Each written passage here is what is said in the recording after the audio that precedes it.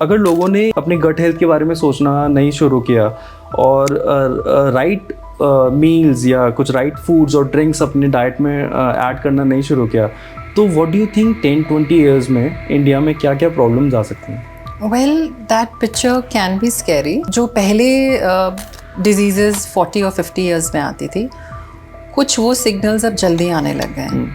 Especially for the youngsters. I hope a lot of youngsters are listening to this podcast because these are the, people I want to convey my messages that we have to bring down the ultra processed noise somewhere.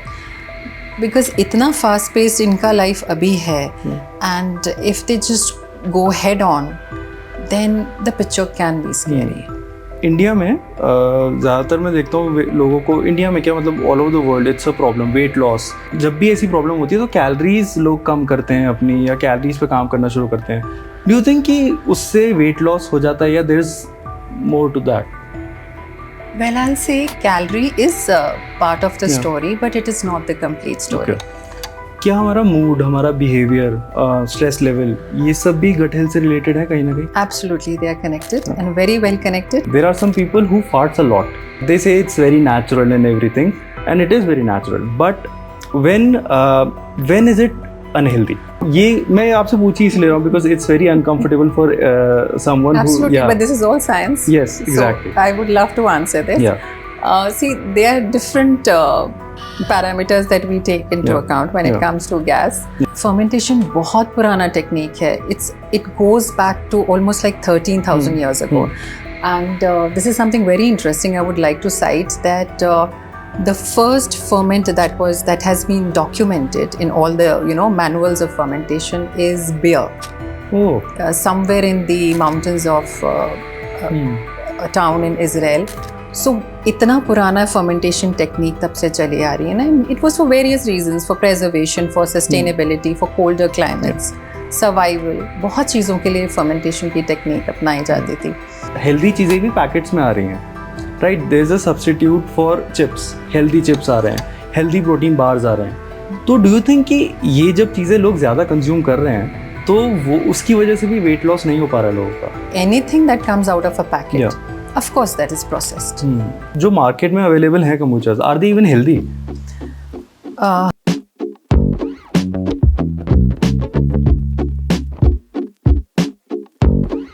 Alright, 3, 2, 1, let's go. Welcome to the Small Town Show, Pushpika ji. How are you? Thank you so much for having me. I'm good.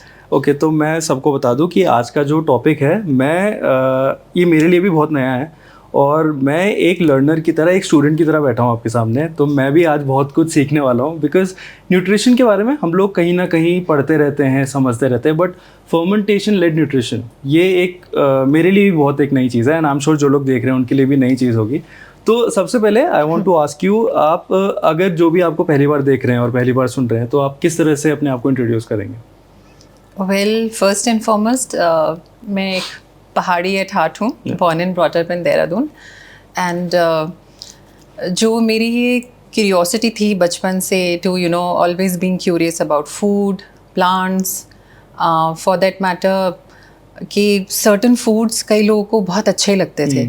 So that curiosity in childhood shaped my work, my knowledge throughout the years, and here I am. I'm a nutritionist, and fermentation led nutrition अगर simple way में कहें तो fermentation लोग सुन के समझते हैं कि एक टेक्निक है, एक रेसिपी है, but it is actually grounded science, and my work sits at the intersection where gut health, traditional wisdom of food and fermentation, इन तीनों के साथ I try and work and try to spread my healing. It's very unique and different. मतलब nutrition से fermentation lead nutrition तक, तो वो change कैसे आया? Well, actually there's a very interesting story there. हम जब न्यूट्रिशन पढ़ते हैं तो हम कहीं ना कहीं जाके डिटेल में गट जो कि हमारा इंटेस्टाइन है उसको पढ़ते हैं. एंड गट के अंदर कुछ ऐसे ऑर्गेनिजम्स होते हैं जिनको हम गट माइक्रोब्स बोलते हैं. Not these are like workers, they work on your intestine lining and वो सारा आपका फिजियोलॉजी वहाँ पर संभालते हैं. So gut microbes are the जैसे कहते हैं दे आर द हीरोज, वो मेन कास्ट हैं हमारी मूवी के, and they are not side actors. So जब हमने गट को डिटेल में पढ़ा, that is where fermentation came in, because fermentation itself is कि आपके जो बाहर हमारे एयर में हर जगह माइक्रोब्स होते हैं, एंड हमें लगता है कि बैक्टीरिया का मतलब है ऑलवेज डेडली पैथोजेंस, बट ऐसा नहीं होता. हमारे हाँ जी पेट में हमारे गट में अच्छे माइक्रोब्स भी होते हैं, दे लाइक हेल्दी पार्टनर्स, बहुत बहुत काम करते हैं वो हमारे लिए. So during my college days that reminds me of a very interesting story कि हमारा एक लैब था जिसमें we had all these fermentation jars and starter cultures होते थे, and I was always found there. My friends used to go out for an outing, and I used to be hanging around there, feeding the cultures. And of course, there was a lot of discipline. हमारे teachers बहुत ज़्यादा discipline रखते थे, right from cleanliness to everything.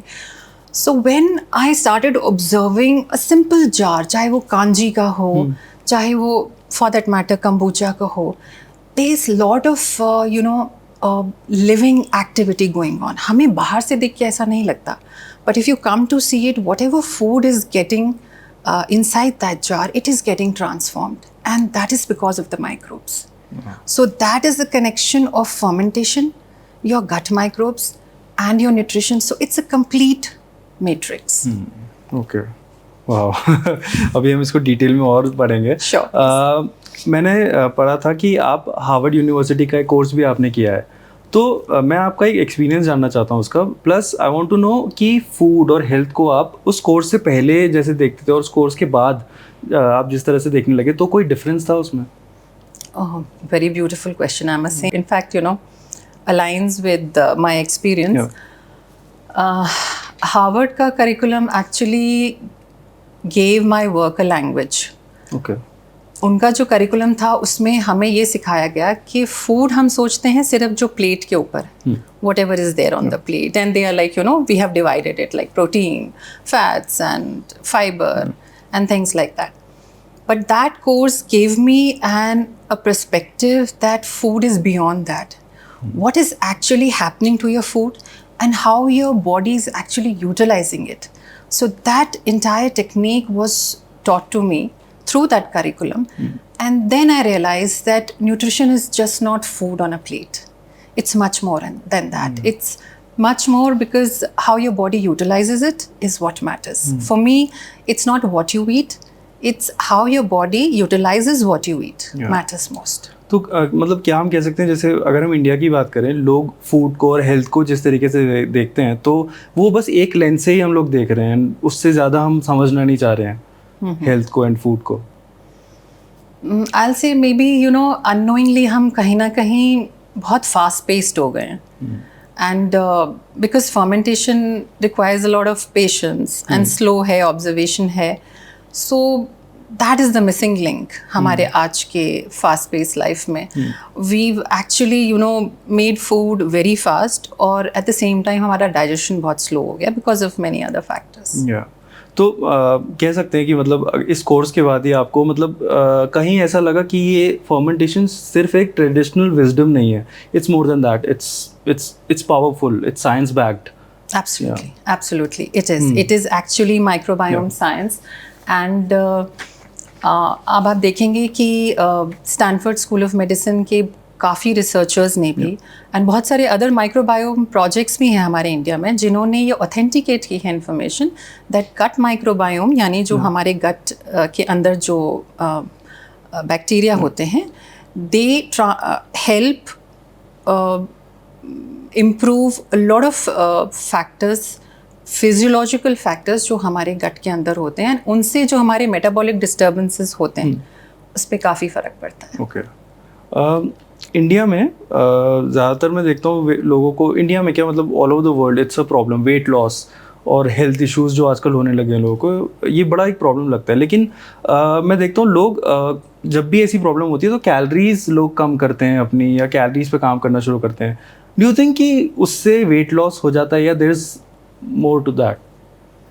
Well, I'll say calorie is part of the story, but it is not the complete story. Okay.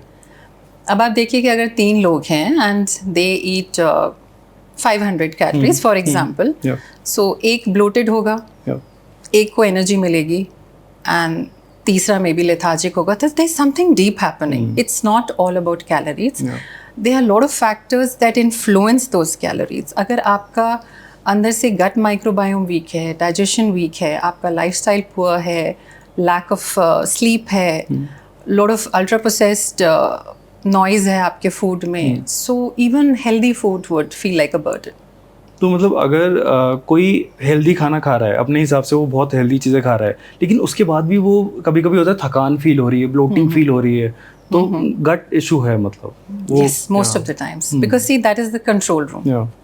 Gut is the control room, और वहाँ से ही आपके सारे फिजियोलॉजिकल पैरामीटर्स, जो कि आपका इन्फ्लेमेशन है, आपकी गट लाइनिंग है, वो सब इन्फ्लुएंस होती है. Okay. तो आप कह सकते हैं कि वो कंट्रोल रूम है, वो सिटी है, और बाकी सारे वर्कर्स हैं. तो अगर आपकी वर्कर्स ही थके हुए होंगे तो फिर सिटी कैसे चलेगी? हाँ बिल्कुल. अभी हम गट हेल्थ की बात ही कर रहे हैं, तो मैं जैसे आपका ब्लॉग भी पढ़ रहा था, तो कुछ टर्म्स थे उसमें, gut microbiome and there is metabolic inflammation. So can you explain these things, एक मतलब फंडामेंटल के लिए, ताकि व्यूअर्स को भी पता लगे. Of course. Gut microbiome again एक लिविंग सिस्टम है हमारे गट के अंदर. हमारा गट जो है उसमें आपका स्टमक है, इंटेस्टाइन्स हैं, लार्जली लार्ज इंटेस्टाइन है, और उसके अंदर बहुत सारे ट्रिलियंस ऑफ लिविंग ऑर्गेनिजम्स होते हैं. They can be bacteria, virus, and जो उसमें से कुछ परसेंटेज होता है, that is the good bacteria, जो हमारी गट लाइनिंग पे काम करते हैं. एंड अगर आपकी गट लाइनिंग स्ट्रॉन्ग रहेगी, अगर आपका गट माइक्रोबायोम स्ट्रॉन्ग रहेगा, तो इन्फ्लेमेशन कम होगी. इन्फ्लेमेशन कम होगा तो आपके जो दूसरे मेटाबॉलिक डिसऑर्डर्स हैं, जैसे इंसुलिन सेंसिटिविटी है, for that matter hormonal disturbances हैं, वो कम होंगे.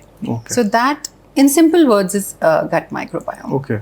और मेटाबॉलिक इन्फ्लेमेशन का मतलब आपका बॉडी आपको अटैक कर रहा है ये नहीं है. It's like very minor signals जो आपको धीरे धीरे दिखने शुरू होते हैं, and then it turns into जो हम कहते हैं आजकल की diseases like diabetes and PCOS and other hormones. So it's like a spindle domino effect, जो शुरुआत कंट्रोल रूम से होगा. अगर आप उनका ध्यान रखेंगे, so they're going to be good to you.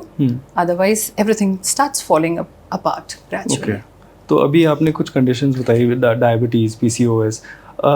क्या हमारा मूड, हमारा बिहेवियर, स्ट्रेस लेवल, ये सब भी गट हेल्थ से रिलेटेड है कहीं ना कहीं? Absolutely, they are connected and very well connected.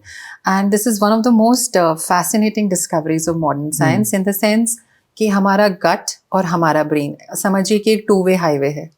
The gut sense signals to the brain and vice versa, brain gut को भेजता है, और इसमें बीच में एक टेलीफोन की वायर जा रही है जिसको हम वेगस नर्व बोलते हैं. सो आप जो भी सोचते हैं वो आपके गट पे इफेक्ट पड़ता है, and whatever disturbances go on in our gut are taken up as signals by the brain. Okay. So absolutely both of them are connected. That is why we say, you know, sometimes people get that feeling, that tight feeling, एक किसी stage पे speech से पहले या कुछ भी से gut instinct, you know, and so that's not poetic, that's actually physiology. कभी कभी we feel हम कुछ बात कर रहे होते हैं and we forget something, एक कोई brain fog आ जाता है कभी कभी. तो is it because कुछ हमने heavy खाया हो and food is digesting और same time में we are processing? Most of the times, because then again our control room में प्रॉब्लम होगी तो सिग्नल ऊपर पहुंच जाएगा and it will start behaving the same way. Okay. तो आप जैसे कंडीशंस के बारे में बता ही रहे थे, एक और कंडीशन है जिससे most of the people in India are facing, and that is gas related problems. Right, आप देखते होंगे बहुत लोग ये चीज़ बोलते भी है कि बहुत गैस हो गई है, गैस प्रॉब्लम है, और किसी के लिए बहुत पेनफुल भी होती है. और मैंने ये देखा है, और मैं इसलिए ये क्वेश्चन आपसे पूछना भी चाहता हूँ क्योंकि काफ़ी लोग ना बहुत शर्माते हैं इसको फेस करने के लिए. ये क्वेश्चन भी पूछ नहीं पाते हैं. There are some people who farts a lot, right, and मैं आपसे ये पूछना चाहता हूँ कि जब भी whenever someone farts and they say it's very natural and everything, and it is very natural, but when is it unhealthy? Like So ये मैं आपसे पूछी इसलिए रहा हूँ because it's very uncomfortable for someone Absolutely, who but this is all science. Yes, exactly. So I would love to answer this. Yeah. See, there are different parameters that we take into account when it comes to gas. Yeah. It can be in the form of bloating. कईयों का एकदम bloated, tight हो जाता है. So one reason could be कि आपका जो meals हैं वो rushed हैं. आप chew ही नहीं कर रहे हैं. And there's a whole process when you're eating food. You have to chew so that you know, saliva, everything works in process. If your meals are rushed, that can be a reason. If you have some bacterial overgrowth, that can be one reason. Okay. And of course, if your farts are really smelly, then, and it depends, उसमें भी category है कि if you've had something, जैसे foods में, कई foods में sulfur, methane होता है, you know, like radish, garlic or onion. So it depends from person to person. Okay.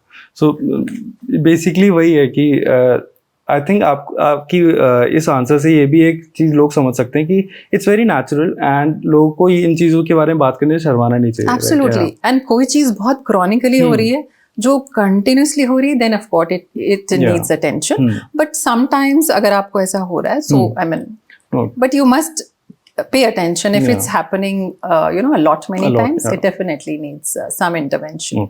Okay. So coming back to fermentation, जब भी हम फर्मेंटेशन की बात करते हैं इंडियन हाउस होल्ड में, लोगों की जो नॉलेज है वो अचार और दही यहाँ तक लिमिटेड है. सो हमारे घर में ही ऐसे हम क्या चीज़ें या तो फर्मेंट कर सकते हैं या कोई चीज़ें ऐसे पहले होती थी जो अब लोग भूल चुके हैं, तो आप इसके बारे में बता सकते हैं? Of course, fermentation बहुत पुराना टेक्निक है. It goes back to almost like 13,000 years ago. And this is something very interesting I would like to cite, that the first ferment that has been documented in all the, you know, manuals of fermentation is beer.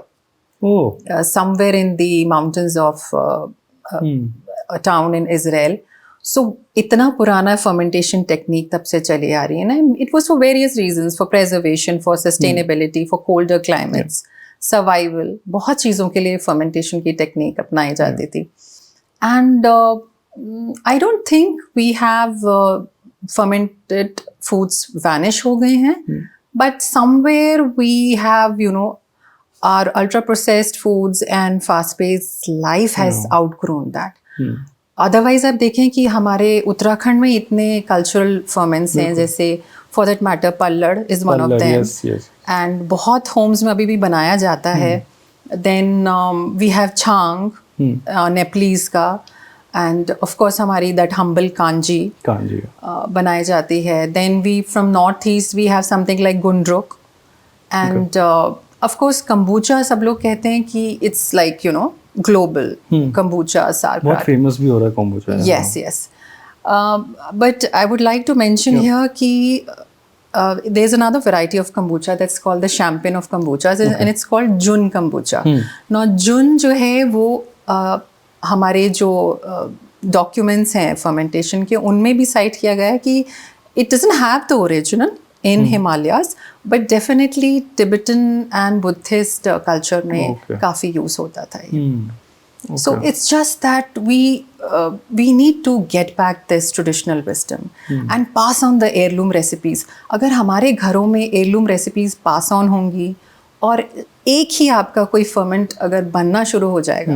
अब आप देखिए दही is like so common, सब घरों में दही बनता है. So we just need to add more, little more, and preserve this beautiful culture. अभी हम kombucha के बारे में बोल रहे थे, तो जो मार्केट में अवेलेबल है kombuchas, are they even healthy? Because लोग ना मतलब हो क्या रहा है कि लोग अपनी जो, जैसे लोग अगर कोई कोल्ड ड्रिंक पीता है तो उसके सब्सटीट्यूशन में लोग kombucha पी रहे हैं उसके साथ, तो इज इट हेल्दी? देखिए जो there is a difference between organic and commercially processed. So उसमें हमें देखना पड़ेगा कि source क्या है. Most of the times अगर उसमें raw organic kombucha होगा तो उसमें कोई preservative नहीं होगा, because microbes अपने आप preservatives हैं. So उसमें preservative नहीं होगा, and plus it depends. जो commercial kombuchas हैं उसमें emulsifiers हैं, colors हैं. It depends on the source. But definitely live अगर आपको microbes का benefit चाहिए तो raw organic culture में ही वो मिलेगा. Because anything processed आप microorganisms को kill कर देते हैं. Yes. Okay. अभी जैसे हम वेट लॉस के बारे में बात कर रहे थे, तो अभी जैसे मैं कह रहा था कि लोग अगर हेल्दी भी खा रहे हैं फिर भी वो वेट गेन उनका हो रहा है। तो मुझे एक चीज़ ये लगती है, आप मुझे बता सकते हैं कि पहले क्या होता था, अगर किसी को वेट लूज़ करना है अपना, तो उनके लिए एक सिंपल होता था कि मैं ये डाइट फॉलो कर रहा हूँ। अभी आजकल हेल्दी चीज़ें भी पैकेट्स में आ रही हैं, right? There is a substitute for chips, healthy chips आ रहे हैं, हेल्दी प्रोटीन बार्स आ रहे हैं। तो डू यू थिंक कि ये जब चीज़ें लोग ज़्यादा कंज्यूम कर रहे हैं तो वो उसकी वजह से भी वेट लॉस नहीं हो पा रहा है लोगों का? Absolutely, that can be one of the reasons, and that is one of the reasons कि anything that comes out of a packet, Yeah. of course that is processed. So the message is clear. अगर उसमें कितना भी लिखा हो healthy है, protein है, but it is आप अनप्रोसेस्ड कह रहे हैं हम नहीं खाएंगे, और आप फिर प्रोसेस्ड किनोआ चिप्स खाएंगे या फिर तो message is clear. Exactly. Okay. Because weight loss is a holistic approach. You cannot base it predominantly on a diet chart. There are a lot of parameters. आपका sleep है, आपका stress कैसा response है, आपका gut कैसा है. It all depends on that. Okay. तो अभी हम उत्तराखंड के बारे में बात कर रहे थे। आप उत्तराखंड से हैं? जी, उत्तराखंड में कहाँ से हैं? देहरादून से। देहरादून से, ओके। तो हमारे उत्तराखंड में भी आप बता रहे थे जैसे पल्लर है, एक फर्मेंटेड ड्रिंक है, ऐसे और फर्मेंटेड ड्रिंक्स या फर्मेंटेड फूड कुछ ऐसे जो हम भूलते जा रहे हैं बट बहुत हेल्दी हैं और लोगों को अभी भी ट्राई करने चाहिए। I guess my favorite is भांग की चटनी। भांग की चटनी, okay. And that is like बहुत simple, humble, cultural wisdom aligned with sophistication, because उसमें omega 3 है. You know, when people come to know कि उसमें ये micronutrient है, तो it becomes little more fashionable. But of course भांग की चटनी, and then pallad is there, kanji's beetroot and kali gajar की kanji. And there's another very fascinating aspect about this humble kanji is कि beetroot आपका is a mild vasodilator in the sense कि वो आपके blood vessels को काम करता है, so it's good for heart health as well. और उसमें बहुत सारी और चीज़ें होती हैं जैसे nitrates होते हैं which gets converted into nitric oxide which is like very famous these days. वो ऑक्सीजन अब्जॉर्प्शन को हेल्प करता है. सो आप इमेजिन कर सकते हैं कि इतना हम्बल सा jar and it's giving you so many things, और साथ में लाइव माइक्रोब्स भी आ रहे हैं. सो एक्चुअली ट्रांसफॉर्मेशन फूड का वहीं हो रहा है जार के अंदर. And these are support tools. They are not magic pills और medicines, but these are support tools for your gut health. और जो हमारी पहाड़ी डिशेस हैं फेमस, जैसे आपने भांग की चटनी कही, झंगोरे की खीर होती है, भट की दाल, डू यू थिंक ये नेचुरली गट हेल्थ को इम्प्रूव करती हैं ये चीज़ें? एब्सोल्युटली, बिकॉज अब देखिए माउंटेन्स में तो वैसे भी 3 स्ट्रेंथ्स हैं माउंटेन की. डाइवर्सिटी है, सिंप्लिसिटी है. बहुत बेसिक से सिंपल से रेसिपीज होंगी, सिंपल से इंग्रेडिएंट्स होंगे, एंड फर्मेंटेशन भी इन्वॉल्व है बहुत सारी रेसिपीज में. सो गेहत की दाल आप देखेंगे तो विंटर्स में खाते हैं वार्मथ देने के लिए. सो इट्स लाइक डाइजेशन को इग्नाइट करने के लिए. देन आपकी भांग की chutney, it's coming with good fats. So किसी एक न्यूट्रिएंट को आइसोलेट नहीं किया है हमारी कल्चरल विजडम ने. It takes everything in totality. That's how food should be consumed. Okay, so do you think mountain diets are already microbiome friendly, जैसे कि हम बात कर रहे थे? Absolutely, absolutely. They are, because बहुत पहले से, in fact, डॉक्टर ज्योति तमांग की बुक है, उसमें उन्होंने पूरे हिमालयन फर्मेंट्स और उसकी इकोलॉजी के बारे में यही डॉक्यूमेंट किया है कि बहुत सालों से, and उनकी diet is already rich because diversity, sustainability, they follow everything in one matrix. अगर हम इंडियन हाउस होल्ड की बात करें तो एक जो रूटीन रहता है सबका, सुबह उठते ही चाय, बिस्किट, एंड देन ब्रेकफास्ट में सब्ज़ी रोटी हो गई, या कुछ लोग पोहा खाते हैं, दिन में दाल चावल, और रात में अगेन रोटी सब्ज़ी. तो डू यू थिंक ये जो रूटीन है ज़्यादातर इंडियंस का, ये गट फ्रेंडली है? देखिए, अगर आप लोकल और सीजनल खा रहे हैं और अपने कल्चर के हिसाब से खा रहे हैं, टाइम पे सो रहे हैं और ध्यान से खा रहे हैं, अच्छे से खा रहे हैं, चबा के खा रहे हैं, तो any food is magic. But if you're eating really healthy food, your life is stressed and your scrolling speed is more than your what you eat. So that matters. Okay. तो कुछ ऐसी फर्मेंटेड फूड्स या drinks जो लोग अपने daily routine में add कर सकें? एब्सोल्युटली वी हैव कांजी है Okay. जो हम इंट्रोड्यूस कर सकते हैं कल्चर उसमें. ऑफ कोर्स पल्लड़ is one of them. Butter milk हमारे हाउस होल्ड्स में बनता ही है. देन अगर थोड़ा सा आप एलिवेट करना चाहते हैं so there is kefir, there is kombucha जो कि ग्लोबल फर्मेंट्स हैं बट कहीं ना कहीं उनका फेमिलियरिटी हमारे इंडियन उससे भी है, नॉर्थ से, Okay. हिमालय से. And there are not many other beverages. तपाची है जो कि हम लोग पाइनएप्पल पील से बनाते हैं. And something very interesting is that pineapple peels में एक होता है ingredient you can say that's called glutamate and that is the precursor for GABA करके हमारा एक calming agent होता है जो हमारे गट में प्रोड्यूस होता है. Okay. सो वो glutamate acts as a precursor उसको बनाने के लिए. और गाबा, सेरोटोनिन ये सब हमारे कामिंग एजेंट्स होते हैं. Okay. You know the feel good hormones. So they all produced in the okay gut. Okay. और ये जितने भी फर्मेंटेड फूड्स हैं, ड्रिंक्स है, कि एनीबडी कैन हैव देम और या फिर हमें थोड़ा कॉशन लेना चाहिए कुछ लोगों को? Yes yes it depends. Of course certain ferments हम बच्चों को नहीं दे सकते जिसमें थोड़ा सा alcohol content. It's very very very minor but to be on a safer side. But they can have sauerkraut जो कि एक कैबेज से बनाया जाता है. Then people who have IBS, who have sensitive gut, उनको थोड़ा ध्यान रखना चाहिए. People with histamine intolerance. So ये थोड़ी थोड़ी कैटेगरीज हैं छोटी छोटी जिन. And if a person wants to try then they have to start small and with meals. So that's the basic protocol. तो आप देहरादून में हैं, राइट? आप बता सकते हैं आप कहाँ पे हैं देहरादून में? Like where can people meet you? I'm here in Dalanwala. Okay. And I am working with the Raval Wellness Center on EC Road. And this is one of the positive aspects of my journey because where I'm working with visionaries and we believe that health is in totality a holistic approach when it comes to well-being.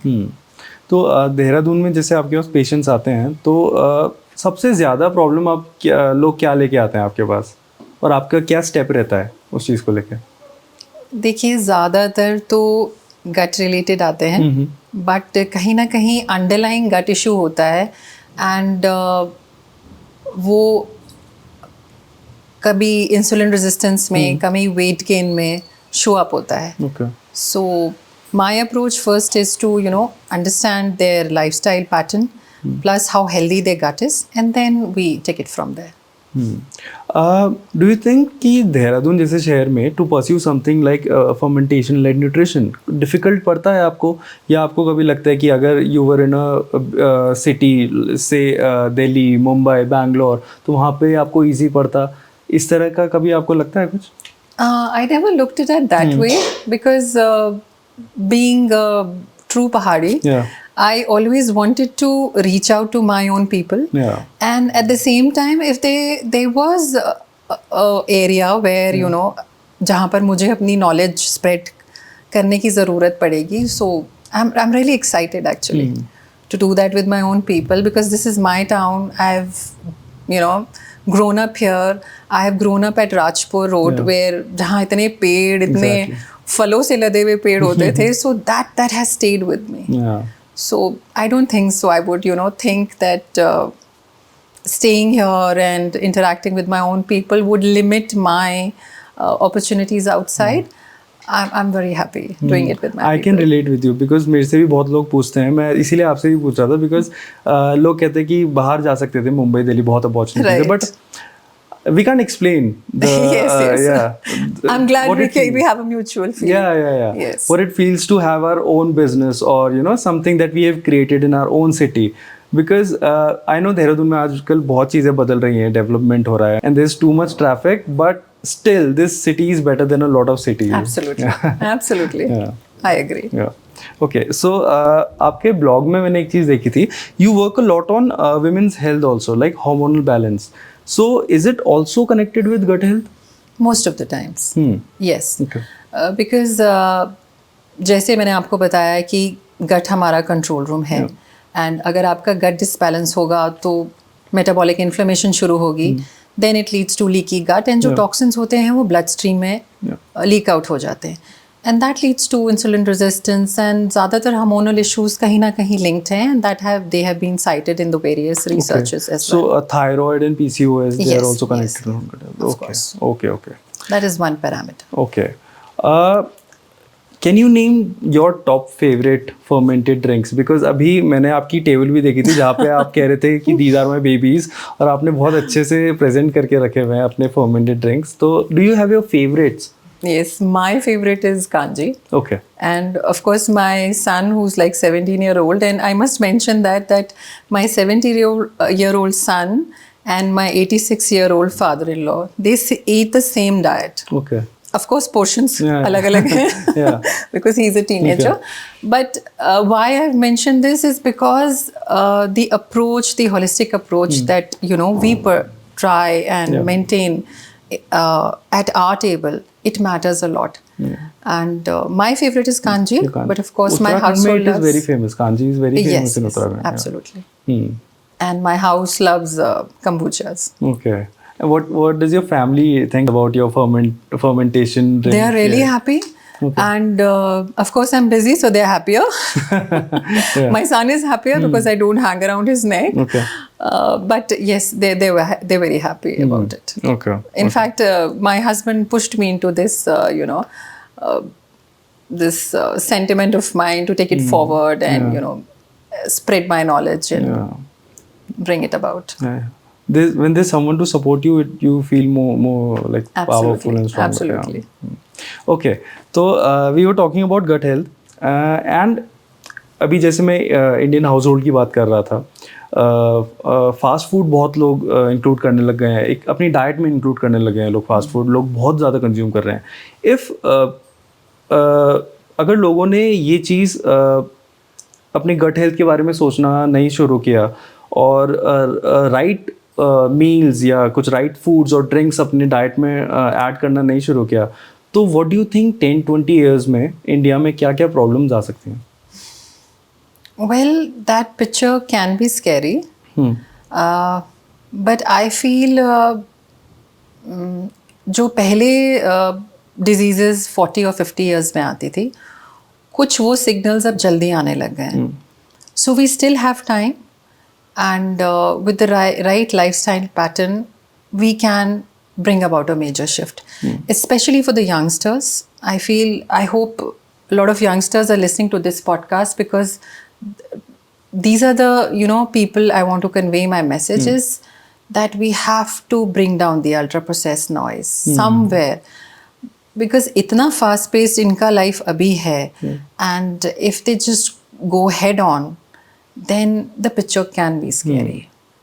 और जो गट related health issues लोग 40-50 के बाद face करते हैं, I think वो कहीं ना कहीं से तो शुरू होता ही है. Absolutely. और अगर यंगर जनरेशन कुछ चेंजेस अपने लाइफस्टाइल में लाने लगे तो आई थिंक वो कहीं ना कहीं आगे जाके नहीं होगा. अब आप देखिए, हमारी बॉडी की फिजियोलॉजी तो वही है, but what has changed? Our life pattern has changed, our pace has changed, our food has changed. पहले हम फूड को टाइम देते थे, अब हम फूड को अपनी अर्जेंसी के साथ मैच करते हैं, और डिलीवरी लेट होती है तो उस पर भी गुस्सा होते हैं हम, ब्लिंकिट की और उसकी. And we only look at the packets, their expiry dates. So somewhere there is a missing link, and we have to bring that shift, before it's too late. और मेरे को ये भी लगता है, जैसे हम लोग बात कर रहे थे हेल्दी चिप्स और healthy bars and what not, these are still processed. हम कह ही नहीं सकते कि हेल्दी है. That's why people are over eating. वो हेल्दी के नाम पे दे आर ईटिंग एनीथिंग. इसलिए मैंने आपसे बार बार यही कन्वे किया है मैसेज कि it is not about what you eat, it is about what your body processes. So that is the underlying message. Yes. Okay. So finally, if you could just give us simple advice or a message to our viewers जो भी देख रहे हैं regarding gut health or even fermented foods or drinks. सबसे पहले तो please have connection with your food. Eat with senses. That is the most and foremost important point. Don't rush your meals, because हमें ऐसा लगता है digestion starts in the stomach, but it starts in the brain. So have that connect with your food. Eat with all the senses.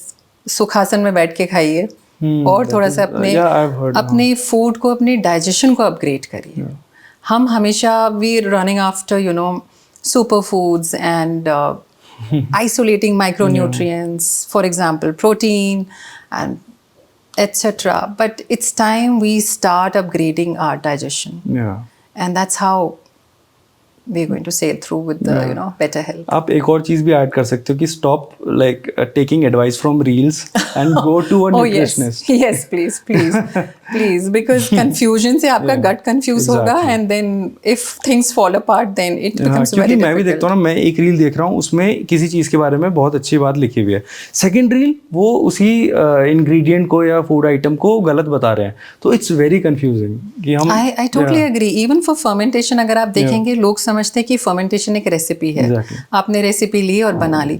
But there are a lot of nuances involved, you know. As an expert, I can tell you that right from the pH level to the acidity level, आपका salt कितना है, कौन सा salt है, timing, climate. That's why I told you they like my babies. After every 20 days or every few days, I have to feed them. I have to check the pH, whether it's the right acidity. अगर आप ज़्यादा कुछ डाल देंगे, ज़्यादा acidic हो जाएगा, तो maybe the microbes are not going to survive. So you know, it's a process. It's a living world in that jar.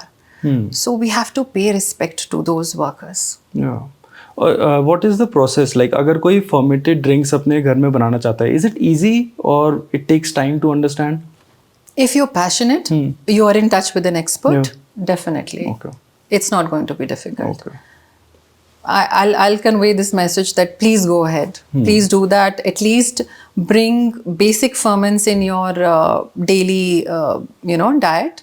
And अगर हमारे youngsters इस चीज़ को adopt कर लें, so nothing like it.